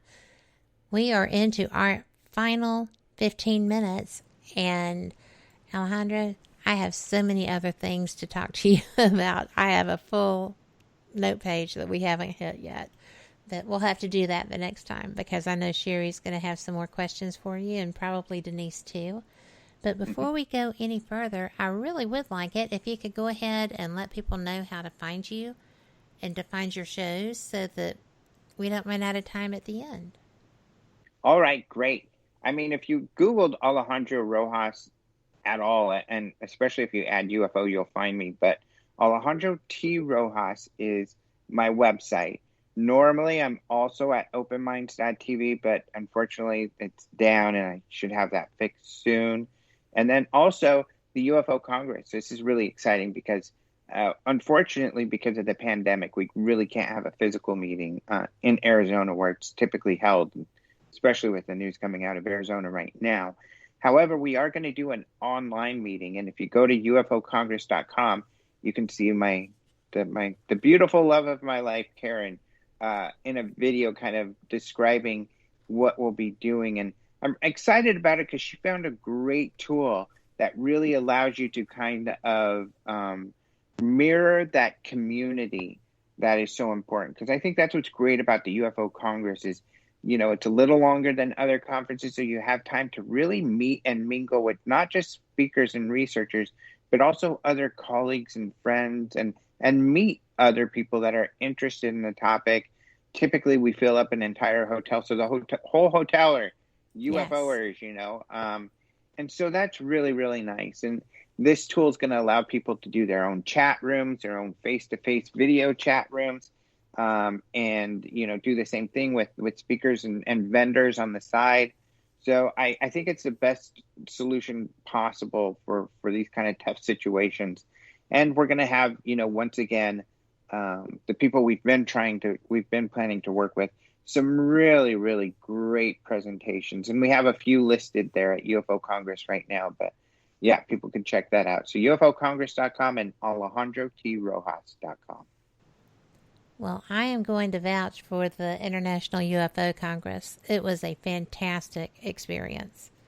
Thank you so much. It was so well attended by people that were obviously so excited to be there. You know, at the dinner when you did the awards presentations and such, people were just agog. I sat with a lot of people I didn't know, and the Parkers and the just loads of people that I got an opportunity to talk with, and it was fun. Afterwards, you know, everybody was just kind of hanging out and chatting and having more fun out in the lobby area. The awards were fun.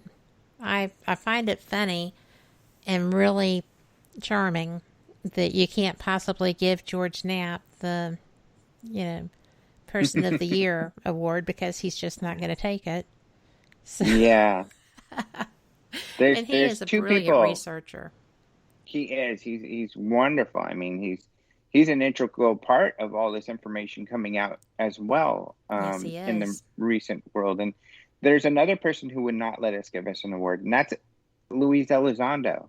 Mm-hmm. He was also, you know, he's a very humble person. He's like, no.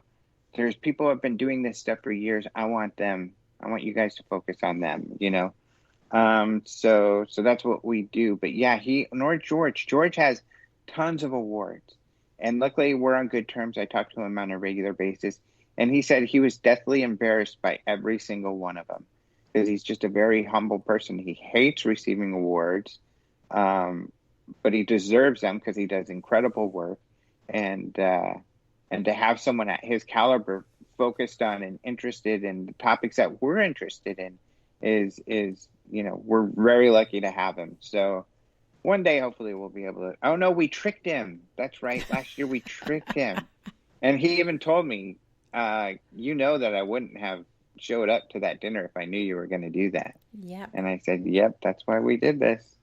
So we had to trick him to give him the award. I think that's brilliant. I really admire him. There's so many people in this field that do a lot of really excellent work, yourself included in that. Thank you. I learn so much when I have the opportunity to talk to someone like you who has been reporting in this field for quite some time and, follow up with him with his work. He's a source. He's a source when I'm doing research, and somebody I admire a lot too. But, there's so many, and you've had a chance to know so many.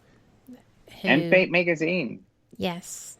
I mean, it's been so important over the years, and I've been fortunate enough to at least write one story. I think I've had I can't even remember because I think write you've had so many. several. And I've known Phyllis for many, many years. She's wonderful. And I think I've had more like 2 or 3, but it's always a pleasure. And Fate is such an important resource and has been for so long also. Well, I'm very honored to be part of it. I had started my own network, moved my shows here basically to have a place to broadcast my shows, and some other people left their networks and came too. So that's pretty neat. I have learned as I've gone because I was not a technical person at all to begin with. Some would say I'm still not, but I have a heck of a time and I give it 110%. So sometimes it works better than others. But to be able to be the host of this, she approached me because when our other network went defunct, I asked if she wanted to just run ads or whatever, do them free, just do whatever to promote Fate since she had lost her host. And she called me one afternoon and asked if I wanted to do this. And I said, wow. I don't even know what to say. Yes, duh. But she's a brilliant person. She's a kind and generous and good person who does a jam-up job for someone who got kind of thrown in the river with the things that she had going on.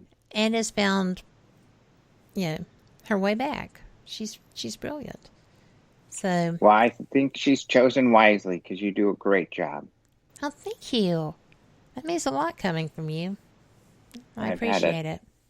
Wonderful time. The energy of the show is so positive and nice. She did a good job. She knows what she's doing. Thank you. Well, I am very honored to be able to be here. So, and I'm honored you were here too. This has been fun. We have one more question for you. I've had a great time. Oh, okay. And this is from April, who says, do you know of any UFO sightings from sailors and people out at sea? Oh, yes. Many. Legion. So lots of really interesting ones. Of course, there's the more recent, but, do I have time to share one? You do. You have 6 minutes to do with it. Oh, okay. Please. So this is great. His name was Franklin Carter, and just another wonderful, wonderful person. Lived in Cheyenne, Wyoming. However, when I was with Colorado MUFON, he would come to our meetings occasionally, and he was friends with Dr. Leo Sprinkle. And Dr. Sprinkle, who's really, an older gentleman at this point, he worked as a professor in charge of the psychology department at the University of Wyoming out there. And he would do these conferences because he began doing investigations with the Anomalous Phenomena Research Organization, APRO. And he was one of the first, serious psychologists to look into the abduction phenomena. And just a wonderful, wonderful person. And so was Franklin. So Franklin worked with Leo, and he actually started running Leo's conference that he would do out there about this topic. But I became great friends with Franklin, and he had this story, how he got involved and interested in all of this. He was a Navy guy working on a radar boat, that they did more things, but radar was the big thing because he worked on the DEW line. And this was a line where they would get as close as they could to Russia. We'd have a bunch of ships, and they would monitor everything the Russians are doing. And kind of to make sure that, they're not sending any bad stuff our way, and probably to be a little sneaky and getting hint on what they're up to. But they got this new radar system that could see further than ever. And, in every direction, including up. Well, they would get these anomalous objects on radar quite a bit. And they would say, Carter, what's wrong with this system? Come check it out. Because he was the engineer for the radar system. So he would come, do the analysis, check, a diagnostic, make sure everything's working properly. But it would keep happening. And they called them Carter's contacts. So they'd be like, Carter, we got another Carter contact. So come check this out. And they would have to, because it was protocol, make sure that the machine's working properly. And every time it would. And they would, following proper protocol, going by the books, they would report this up. Eventually, the experts came on from the corporation that built it. They checked it. Everything checked out fine. And eventually the solution was dial the radar back so it didn't go so far in the sky. And that solved the problem. But Carter was like, or Franklin was eventually asked his colleagues, he's like, don't you get these things, these radar contacts? It's like, I'm the only one talking about them. And they would say, yeah, we get them, but we don't tell anybody about it because we don't want to get in trouble or go through a bunch of heck. So we just don't report it. And that was his experience, which has always kind of resonated with me. And it's very, very similar to many, many other reports. So, for example, there's a great report that George Knapp got leaked, and it's this summary of the 2005 Nimitz incident. And Lou Elizondo has told me that this is a military document written for the military. So he confirmed it was a real document. And in this document, it showed when the pilots got back to the aircraft carrier, they faced a lot of ridicule. In fact, some of the CIC agents, the ones who debrief them, who are supposed to debrief and get their information and send it up, were wearing tinfoil hats. Oh, my gosh. And some of these guys were really upset about it. From what I've been told, and I cannot confirm this, but the video from the 2005 incident was leaked in 2007 on the internet. Nobody's for sure who that was, or at least it isn't public, but I've heard through contacts that some people do know who it was. And this person kind of even expressed this. They were so upset with being ridiculed that they were like, look, this was real. We shouldn't be making fun of this. And that's why they released the video, to show that this was a real incident that really happened, and they did not appreciate the ridicule. And because of that ridicule, many people don't report. It's kind of like the beginning of Close Encounters, when they show these guys in the control tower, and there's the pilots have this sighting, and they're tracking it on radar. And it's a great moment. I think it's so, Spielberg's an absolute genius. And they ask at the end of the encounter, well, do you guys want to report this? And there's this pause, and one of the pilots comes back, of the commercial airline that saw this, and says, you know what? I don't know what I'd report. And so it's kind of the feeling. This is kind of, what do we do with it? And often that's the case. People are just like, I know what we do with it. Nothing, because it's too weird. I don't want the ridicule. I don't want to draw attention to myself like this. So let's just ignore it ever happened. Wow. Well, we are just about out of time. Yes or no? Really quick. Did Spielberg get that script handed to him? No. To make that movie? There's definitely a history. He was a big fan of J. Allen Hynek. I do a lecture on Spielberg and UFOs, and in fact, I'm going to be doing it online. If you go to Open Minds TV YouTube page, where I post a bunch of stuff, you'll see up there for Phoenix MUFON. I'm going to be doing, because they're, things are closed down, so they're trying to do these online guests, and so I'm going to do a presentation for them on Spielberg and UFOs, and I talk about a lot of. Now there are some other mysteries related to Spielberg that we will talk about. But in this instance, he wrote that story, and he was because he had a genuine interest. And I have some really great, rarely seen videos of him talking about some of this that I'll be showing in that presentation. What is the date of that presentation? Do you know off the cuff? July 14th. I just remembered. So July 14th. In fact, it's not up on my YouTube yet. Their next one, which is on July 3rd, which is Shane Hurd, one of their field investigators and a great guy. I've known him for years. He just recently wrote kind of a beginner's guide to doing UFO research, and we'll be talking to him on July 3rd. Awesome sauce. That's going to be otherwise, great. I'll be interviewing Tyler Rogaway. He's a defense writer who, has been working on defense articles about jets and everything for years. But he's been focusing on UFOs, especially since the revelations in 2017. And it's great to talk to him because he's getting some great stories out there regarding incredible cases like this Spielberg one we just talked about. But he also is talking about how never in his career has he had a hard time getting information from a military press agency like he's been having problems with the DoD regarding this case. That's one of the things that I'll be focusing on in a new analysis that I'm going to be writing, is how the DoD's really been acting so weird and been essentially defaming Lou Elizondo and giving us misinformation, wrong information regarding everything that's been happening. Mm-hmm. Yep. They were very unkind to him and still are. Mm-hmm. Well, thank you so much for your time being here. I have enjoyed this conversation. I knew I would. And I appreciate you sharing so much. Well, I've enjoyed as well. Thank you very much for having me. And with that being said, this is a tough time for us as a country and people, and pretty much globally. And everybody is so full of angst and so fussy, and